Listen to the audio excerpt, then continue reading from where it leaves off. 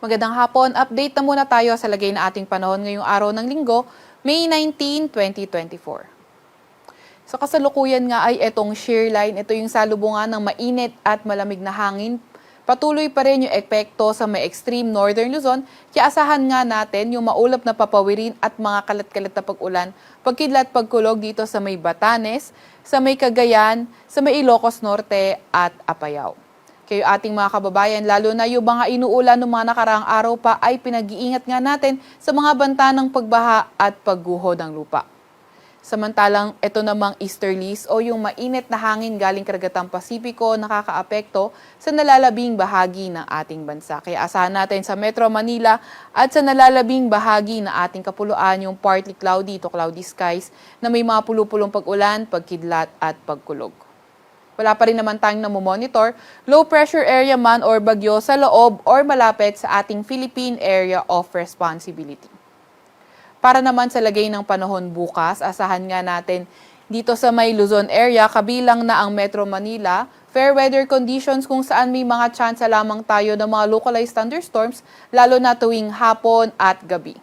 Agwat ang temperatura sa Metro Manila bukas, 26 to 34 degrees Celsius, 17 to 24 degrees Celsius sa may Baguio, 23 to 32 degrees Celsius sa may Tagaytay, 25 to 33 degrees Celsius sa may Lawag, 25 to 33 degrees Celsius din naman sa may Tugigaraw at 27 to 34 degrees Celsius sa may Legazpi.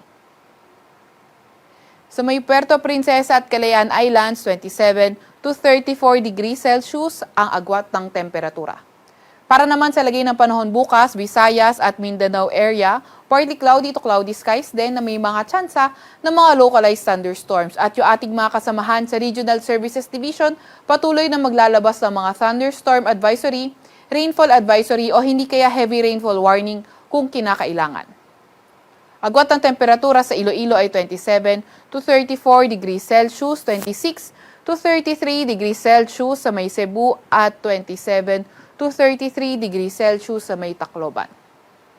25 to 34 degrees Celsius sa may Zamboanga, 25 to 33 degrees Celsius sa may Cagayan de Oro at 26 to 34 degrees Celsius sa may Davao. Wala pa rin tayong nakataas na gale warning sa kahit na anong baybayin ng ating bansa. Para naman sa lagay ng panahon sa mga pangunahing syudad ng ating bansa, so dito sa may Metro Manila, Baguio, Legazpi, and also sa buong Luzon, wala naman tayong nakikitang weather system na magdadala ng mga tuloy-tuloy na mga pag-ulan o mga pangmalawakang pag-ulan, kaya fair weather conditions pa rin tayo with chances of localized thunderstorms.